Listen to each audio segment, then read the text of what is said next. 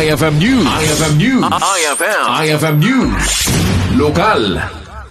Inlawlawag ni Sangguniang Panlungsod Attorney Jason Perera, tikang runaan agagem to ordinansa ang mga ipaay iti holiday benefit para kadagiti job order ken contract of service nga empleyado iti gobyerno iti syudad ti Lawag. Segun ken kuana, Kalikagumna ang mabigbig met dagiti JO ken COS, babaen iti panakaawat da iti benepisyo iti panawen dagiti holiday kasmet laeng dagiti regular nga empleyado. Kunana, at ti ordinansa ket may patungpalaen kadagiti holiday ang mayra na iti Lunes aging gana iti Biyernes tapno may paay tinasaysaya at benepisyo kadagiti maseknan nga empleyado.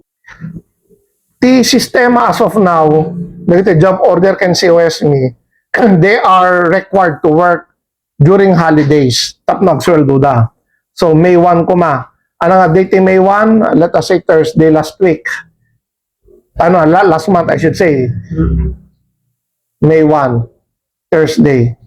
Hanga mabalin nga agsweldo da no handa nga sumrek ta City Hall. Dagiti job order ken COS me. While dagiti regular employees me, handa nga sumrek agsweldo da. So just imagine the unfairness nga sumrek da nga sumrek dagiti regular, di ba? So DJ ilablaban tayo. JO ken COS, they should be extended that privilege through the ordinance that I was then proposing. Kabayatan na inbatad ti Konsehal ang maikante exemption dagiti frontliner ken daddo mapay ang masapul a sumrek iti trabaho iti panawen dagiti holiday gapu iti kinapatig ti serbisyo ang may paay iti publiko. Para iti IFM News, Idol Rain Santos, tatak IFM. IFM News. IFM News. IFM News. Lokal.